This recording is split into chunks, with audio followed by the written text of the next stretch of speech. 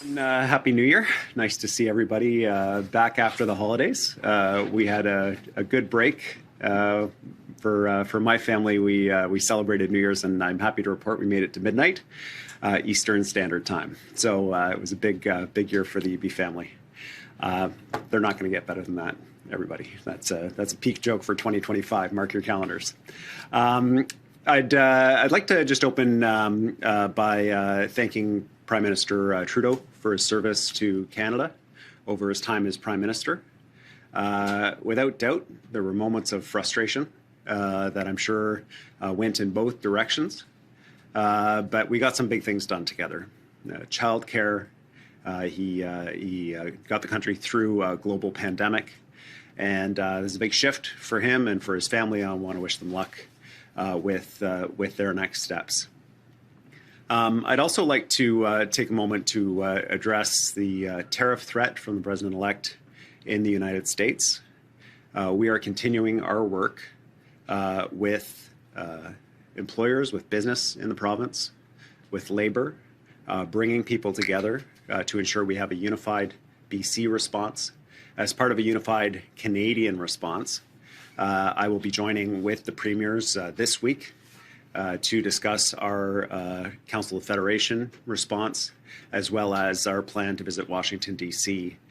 To lobby the new government in the United States, as well as governors. I've also been engaging with my counterparts south of the border, as have, I know, businesses in the province.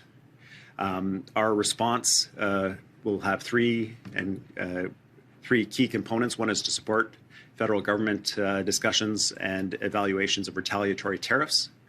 One part around ensuring that our province, our economy is adapting to the new realities through expedited permitting, through necessary response work that we were already initiating in response to forestry and the impacts on that sector, as well as permitting times to make sure that we're adapting. And then finally, diversifying our trade partners, making sure that we're in a position to respond to replace U.S. customers that we may lose for our exports as a result of the tariffs. Finally, some good news today for wine drinkers in Alberta. The direct-to-consumer wine sales program that we reached agreement with Alberta on recently comes into force today. And so Alberta wine drinkers will be able to, again, enjoy the best wines in the world from British Columbia direct to them. We reached an agreement to collect taxes on behalf of the Alberta government here and remit them to Alberta, and that has resolved that trade dispute. We are doing work across the country to ensure that we're reducing these barriers and ensuring that we're trading as effectively as possible within Canada, responding to the threat of tariffs as well. And our work with Alberta continues on many fronts. So I want to express my appreciation to the Albertan administration that we were able to resolve that and look forward to more work that we can do together. With that, I'd like to open it up for questions and Happy New Year. Nice to see you.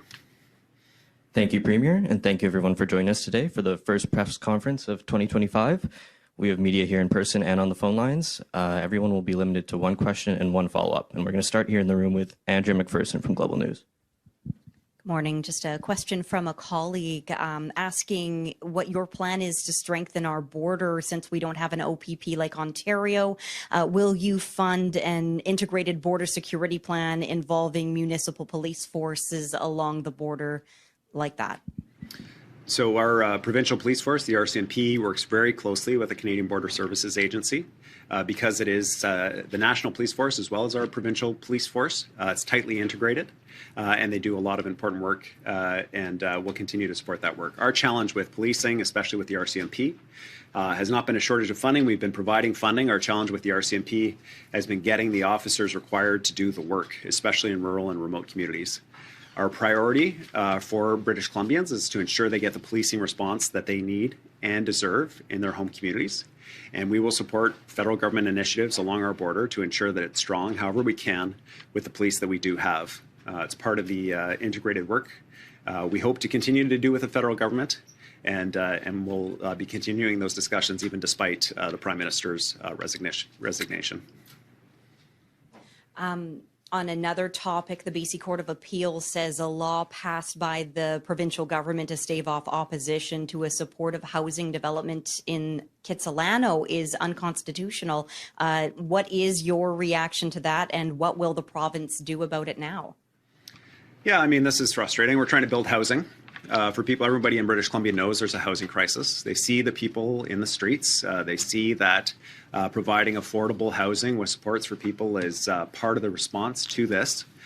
This is a project that we funded, I think now 4 years ago, still trying to get a shovel in the ground because of endless process. We won at the trial court. We lost at the Court of Appeal. The lawyers are having a look about what to do next. But what is not up for discussion is that there will be affordable social housing in that neighborhood.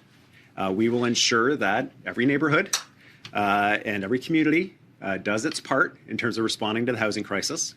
And obviously our lawyers are studying the decision, but the court did set out a path for us to be able to move ahead on this. We have to deliver housing. We have to be able to do it faster. If we'd built that housing 4 years ago, it would have been way cheaper than it'll be when we have to build it after we've resolved all the issues related to this court decision. And that means less housing overall for everyone, and the housing's still going to get built. So I'm encouraging the housing minister to find ways to expedite housing approval across the province. We're going to listen to communities. There have been significant changes to this project in response to community feedback. That's an important thing for us to do. It's one of the things that we've committed to do, but one of the things we've also committed to do is actually get the housing built. And that's what we're going to do. Next, we'll head to Monica Gull from City News. Hi, thanks, Premier. As you acknowledged, Trump is in office in 2 weeks. Those tariffs are threatened on day one. With Trudeau's resignation, he is a lame duck prime minister for the first few months of Trump's presidency. How worried are you of the timing of Trudeau's resignation? Is there anything specific you're looking for the federal government to do when it comes to these tariffs? And how hopeful are you that they will be avoided? We're less than 2 weeks pretty much now from Trump's day one. Is it inevitable that these tariffs will be happening? Well, there are two pieces that we look to the federal government for in response to this. One is certainly they have a role to play in nation-to-nation discussions with the United States, government-to-government discussions at the most senior levels. In addition, there is the issue of the border. These tariffs are totally unjustified. We can address the issues of the border without the tariffs. It makes no sense to punish both Americans and Canadians to address that issue. We can do it together. We need the federal government because it is a federal responsibility to show strong leadership on addressing the border issues. And they've made moves in that direction. We expect them to continue that work. But without question, given the state of the federal government currently, the leadership on this file has come from the premiers across Canada. And so we're going to continue to do that work. We have a meeting this week.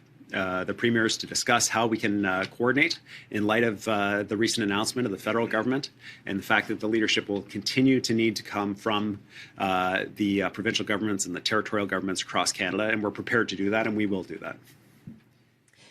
Yeah, follow-up question. Ahead of the provincial election campaign, you promised an expansion of involuntary care for people with mental health or addictions challenges, starting with Surrey Pretrial Services Centre and the Alouette Correctional Centre. When will these facilities begin to open? How many people will it start with? Are we talking hundreds, thousands? And are there any plans to ramp up numbers? If so, what are they? The Surrey Pretrial Centre and the Maple Ridge sites are both expected to open in the spring. We're on track for that. These are modest-sized facilities, considering the demand and the need that is out there. However, they are the templates for a significant expansion of this work that's being led by Dr. Vigo on behalf of the province, right across British Columbia. We know it's urgent to get people supports that are struggling with serious mental health issues and brain injury, as well as addiction.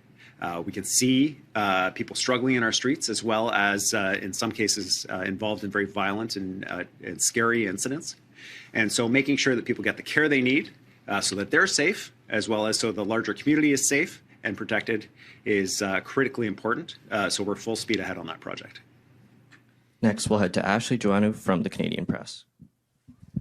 Hello, good morning. Happy New Year. We all know the federal Liberals are on the hunt for a new leader. I'm wondering if you would support Christy Clark becoming the leader of the federal Liberals. Well, I wondered if I might get that question. You know, Christy and I, Ms. Clark and I have had disagreements over the years. We were in different political parties during her time in provincial government. There's no question about that. What I can say is that it's a positive thing to have somebody from British Columbia considering running in the federal leadership contest for the federal Liberals. One of the challenges, I think, that we've had is the focus on Ontario and Quebec to the exclusion of Western Canada and British Columbia has been a big challenge. If nothing else, Ms. Clark will bring the discussion of BC issues and a BC focus that other candidates will have to respond to. And I look forward to working with whoever is successfully elected as the leader of the Federal Liberal Party. And I wish all the candidates the best of luck. I'm hoping you could crunch some numbers for me on this wine deal with Alberta. How much money are we talking about collecting as far as taxes goes? And do you know what impact that'll have on the actual price of the wine? Yeah, this is, I think, and I won't speak for Alberta, but I think if nothing else, it was a trade irritant for Alberta. It wasn't a significant amount of money from the perspective of the Alberta budget that they were concerned about. It was just a matter of fair treatment that they wanted to address in terms of the importing of BC products into Alberta. And so we were happy to work with them on that. I can get you the numbers about it, but it's not a significant amount of money. It's not expected to make a significant difference in the price that end consumers are paying, but it does ensure, from the perspective of Alberta, fair treatment for BC products consistent with the treatment of Albertan products, which is what I understand their main concern was. Thank you. Next, we'll head to the phone lines with Rob Buffum from CTV. My question. Premier, I wanted to ask you, first of all, just your response. Yesterday, President-elect Trump was once again taking to social media talking about how many people in Canada would love being the 51st state, and sort of beating that drum again. I wanted to get your reaction to this continued trolling about Canada and Canadians, and also specifically whether you plan to go to Washington, D.C. on January 20th for the inauguration. I know Danielle Smith is doing that, and I'm wondering if you're going to do the same. I'll be joining with the premiers from across Canada and heading to Washington, D.C. To make our case to decision makers in the United States that the proposed tariffs from the president-elect will mean a significant increase in prices for Americans around things like homes, especially with the additional tariffs proposed on lumber, for example, around things like energy, electricity that we export from British Columbia that helps light up the west coast of the United States. Will get significantly more expensive, passing on additional costs to both residential and commercial customers. And that Canada, including British Columbia, provides things the United States can't get anywhere else. So the Teck smelter in Trail provides a critical mineral that is required for things like night vision goggles and other electronic devices that China just recently restricted. And is no longer exporting to the United States. If you don't get it from Trail and you don't get it from China, you don't get it. And so the reality is we are very closely tied and we prosper by working together. And so delivering that message is very key. Canadians are proud. I'm proud to be Canadian. We are not becoming the 51st state. And I think that one of the recognitions of both Canadians and Americans is that we are different places. We have different priorities, and yet we're good neighbors and friends, and in many cases, family. And that there's no benefit that comes from hurting both sides of the border with the proposal that's been put forward. We should be working together. Follow-up, Rob? Yeah, I'm wondering with Parliament being prorogued March 24th and then the likelihood of an election thereafter, I'm just wondering about the impact of that on BC for things like, for example, the grocery rebate you said will require some kind of federal. Might that be impacted in some way? Might there be some delay? And are there any other implications of having, no Parliament sitting for the foreseeable months? Yeah, we'll do a review, Rob, of the implications for British Columbia of the fact that there were significant pieces of legislation that weren't passed by the federal government, and that there may be implications for funding that had been announced but not delivered. But I'll be blunt and frank in saying that we saw a lot of announcements of funding that weren't delivered to British Columbia, whether or not the federal government was sitting. So we're prepared for that. And we'll ensure that British Columbians are protected and that we continue to do the work to make sure that British Columbia is a prosperous province, supporting other major provinces in Canada with our economic activity as we do through equalization. We do our part here in BC, and we do it many times independent of federal support, and we just keep doing the job because that's what we do in BC. Thanks, Rob. Next, we'll head to Katie DeRosa from CBC. Hi, Premier. In terms of the state of the Liberal Party in BC, I know you're not in the Liberal Party, you're at the NDP, but we've seen even in the provincial election, seems to be the hollowing out of the centre and people, moving a very political climate. So do you think the federal Liberals can get any traction in BC in the upcoming federal election? I think for all political parties to make traction in British Columbia, the issues were certainly apparent in our provincial election, and they would do well to look at what the priorities of British Columbians are. British Columbians want affordability to be addressed. That's a key priority for them around housing and day-to-day life. They want support around public safety issues, including around mental health and addiction, as well as repeat violent offenders. And they absolutely want to make sure that there are strong public services, healthcare, education, transportation, and so on. I think it's vital for parties that want to be successful in BC that they recognize that BC needs to be treated at least equally to the other provinces in Canada with respect to funding and programs and initiatives. And any party that recognizes those things and does those things, I think will be successful in our province because that's what people are looking for. Follow up, Katie? Yeah, yesterday John Rustad said that you lost your strongest ally in Ottawa, and that since Trudeau is no longer around, you can no longer point the blame to Ottawa over issues like decriminalization and crime and the carbon tax. How do you respond to that? I don't know what to say to that. I've had some pretty significant challenges with the Prime Minister. I think he would say he's had some challenges with me. But what I can say is, I am glad that there was a federal government that supported vaccines, unlike John Rustad, during the pandemic. That was a big deal. That was an important thing.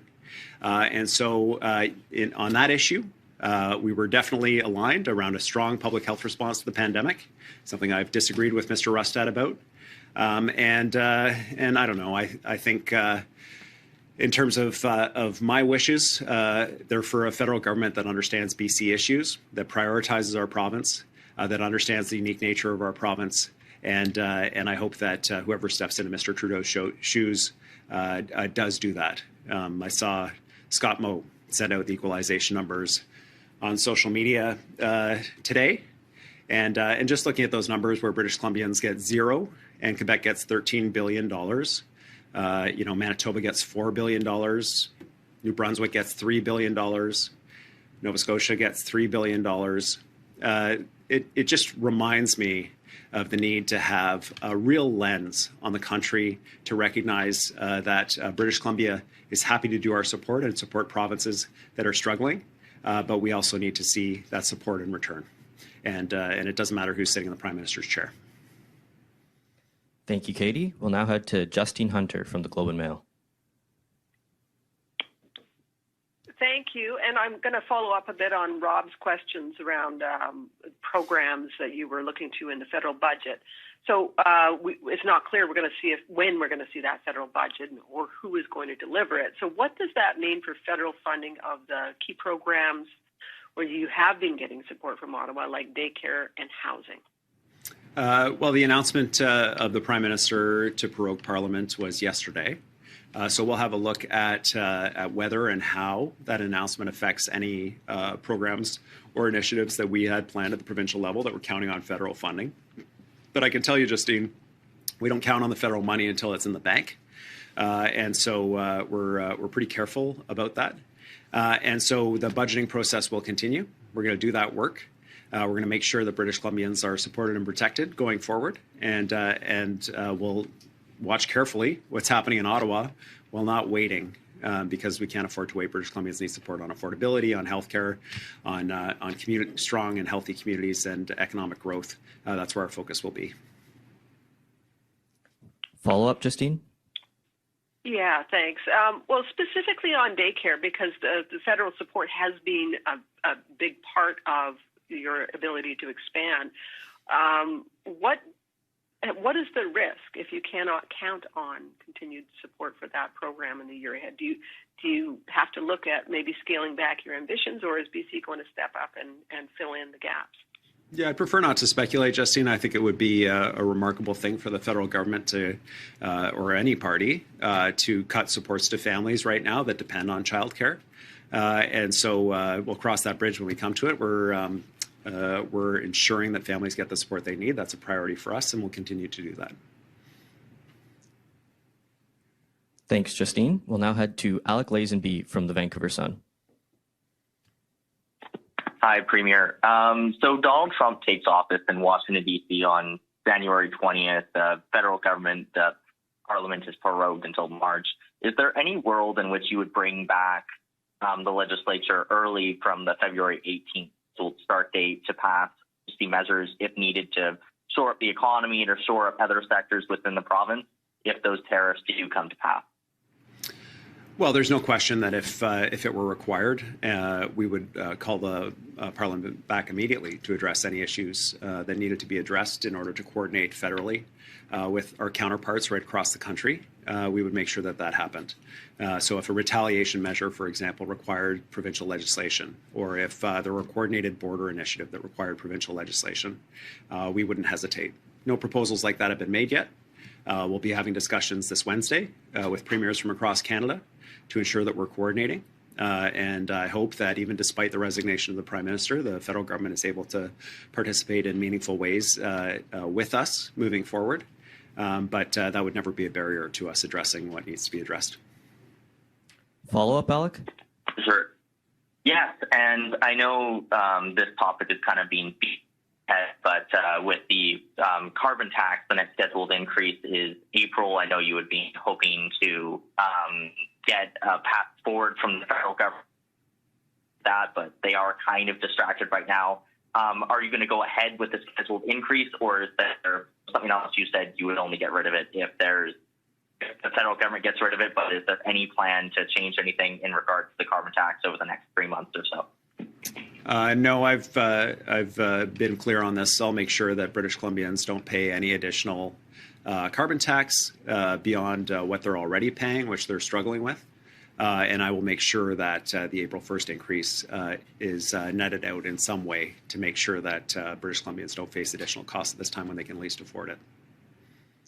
We have time for one more question, and we're going to go back to the floor here with Tina House from APTN. Hi, good morning, Premier. Happy New Year. With Trudeau's move to prorogue the legislature, it'll essentially kill key bills impacting Indigenous people, including bills to provide First Nations with clean drinking water and recognize Métis governments in 3 provinces. Is this something that you will be discussing with all the premiers later in your meeting during the week? Yeah, I think there are a lot of important initiatives that were on the order paper for the federal parliament. They've been paralyzed for quite an extended period of time now, and we've been watching to see these bills pass because they have knock-on effects here in British Columbia. Really important bills like the proposal to ensure clean drinking water for Indigenous communities across Canada has significant impact in British Columbia. And ensuring that the federal government is a good partner on Indigenous issues has been an important and one area, frankly, where we've had good cooperation and been able to work closely with the federal government. So I do certainly recognize that there are going to be some impacts on our initiatives in relation to our partnership with Indigenous people in the province as a result of the resignation of the Prime Minister. But my hope is that that work will be able to continue regardless of who is sitting in the chair of Prime Minister, and just to make sure that we're doing that critically important work going forward together as we have to do. With the unshaky landscape obviously going forward, does it prevent or stall any movement on your end to advance reconciliation here in British Columbia? No, our work is going to continue. We've got the First Nations Leadership Gathering coming up, where we'll be meeting with First Nations leaders from across the province. It's a really important opportunity for our new cabinet members, as well as myself, to meet directly with chiefs from across the province and hear about those frontline issues that are affecting their communities. And one of the messages that I've delivered to our cabinet and that we'll be underlining with the chiefs is the importance for our government around working together to really improve conditions of life for those communities in ways that people can actually feel in those communities.